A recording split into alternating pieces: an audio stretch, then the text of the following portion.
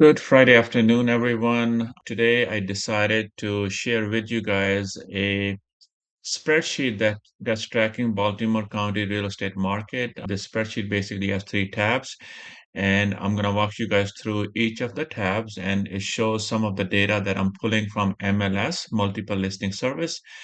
And it's a really good way of looking at how the market is performing in regards to how many homes are coming on the market, how many are going under contract, how many are being sold, and how long it's going to take them to sell, and as well as how many days it's taking for those homes to sell. So I've been tracking that since December, off and on. More recently, I've been tracking it on weekly basis. I'm getting better at it, although I should be doing it on daily basis, but it does take some time. So let me show you guys and see what you guys think. At the end of the video, hopefully you guys have some more information on Baltimore County real estate market and whether we are in buyer's market or seller's market. So here is the video.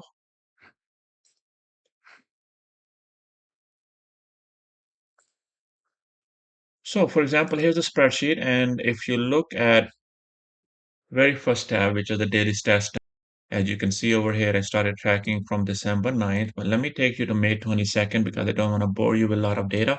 So here on May 22nd, you can see new listing, and that's today's data. There were a total of 56 new homes that came on the market in Baltimore County.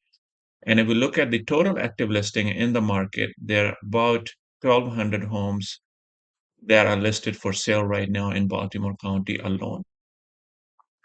Homes that are under contract or pending for the day, meaning they got an offer was accepted, and other things are being processed on those. For example, the loans are being processed, inspections are being processed. So they're under contract.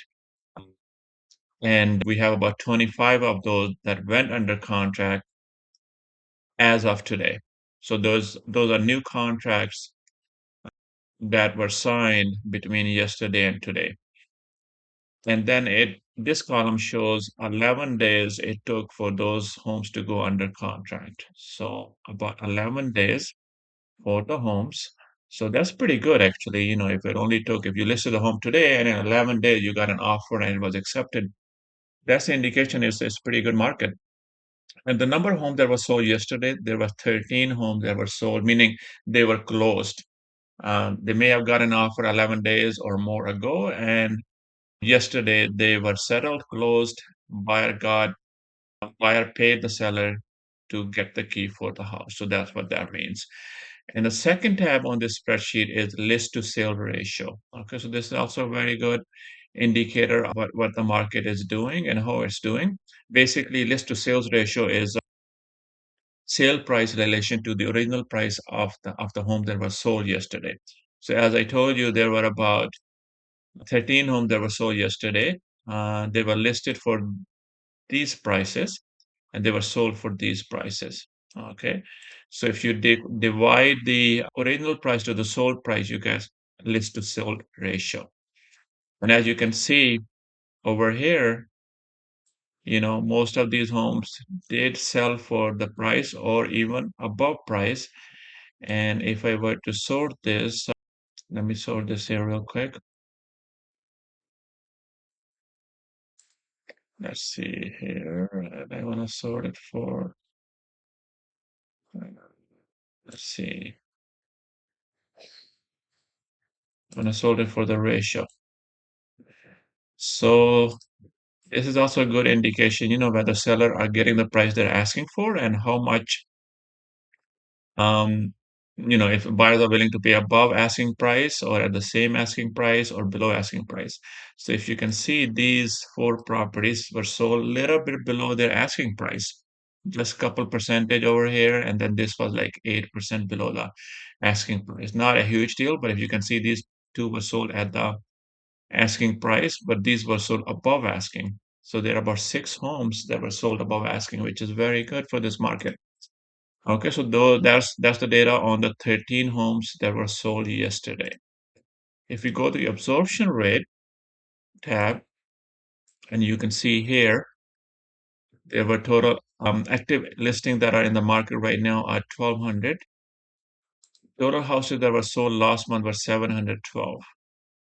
And the absorption rate is basically how many homes are being absorbed, being sold from the active listing. So that's also a ratio. So if you take active listing divide by homes that were sold last month, you get 1.68. That indicates that there are less than 2 months of supply in Baltimore market.